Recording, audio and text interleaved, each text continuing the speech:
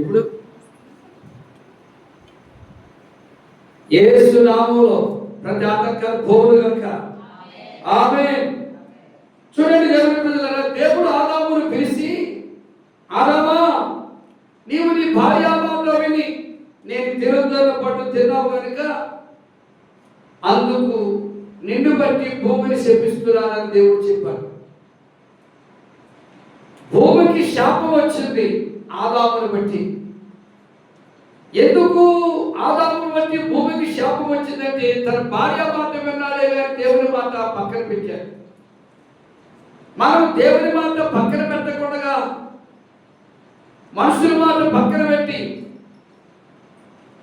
ఈ పలికివారి మాట చెప్పాడు, ఈ అబద్ధం మాట చెప్పాడు, ఈ కల్పన కథ చెప్పాడు, ఈ మాయ మాట చెప్పాడు, అవి వినకూడదు అని బంధువుల మాట అయినా, స్నేహితుల మాట అయినా, కులస్తుల మాట అయినా, తెలుసుల మాట అయినా పక్కన పెట్టేసి దేవుని మాట పట్టుకొని దేవుని మాటను అనుసరిస్తూ దేవుని మాటను వెంబడిస్తే దేవుడు నీకు తోడుగా ఉంటాడు. దేవుని స్తోత్రం చెప్పండి. హల్లెలూయా. దేవుడు చెప్పినట్టు చేసినంత కాలం ఆదాముకి ఏ కష్టం రాలేదు, ఆదాముకి ఏ శ్రమ రాలేదు, ఆదాముకి ఏ ఇబ్బంది రాలేదు, ఆదాముకి ఏ శోధన రాలేదు, ఆదాముకు ఏ తెగులు కూడా రాలేదండి.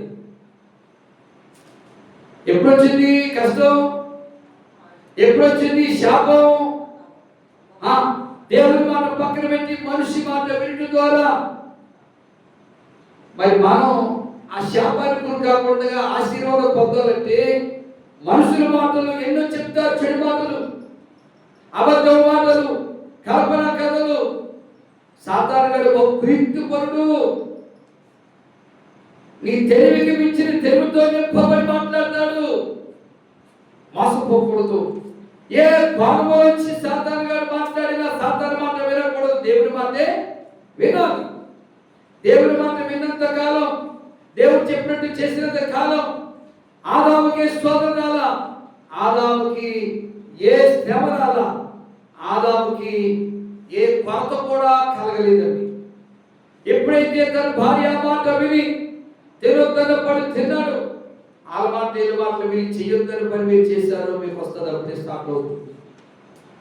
కొడుకు మాట విని చేసినా, కూతురు మాట విని చేసినా, ఏమంటే పక్కోడి మాట విని చేసినా, పొరుగోడి మాట విని చేసినా, ఏమండి మీకు వచ్చేది శ్రమ తప్ప శాంతి దొరకదు. మీకు వచ్చేది కీడు తప్ప మేలు దొరకదు.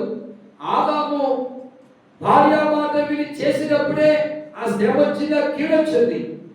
కానీ ఆదాము దేవుని మాట విని దేవుని మాట ప్రకారం చేసినప్పుడు ఏ శ్రమ రాలేదు. ఈ రాత్రి నీవు తీర్మానం చేసుకోవాలి. ఈ రాత్రి నువ్వు పరీక్షించుకోవాలి.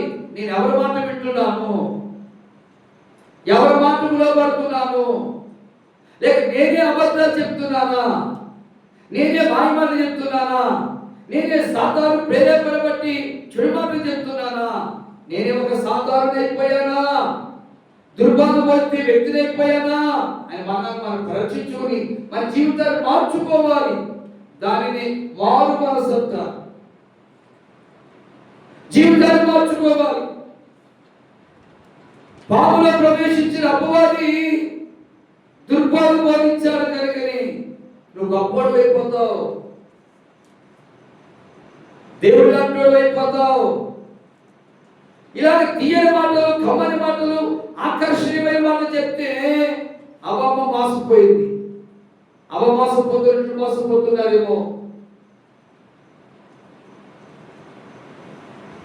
చాలా మంది అండి ఆదివారం ప్రార్థన, బుధవారం ప్రార్థన, రాత్రి ప్రార్థన, శనివారం ప్రార్థన, ఇన్నిసార్లు పెట్టాల ప్రార్థన.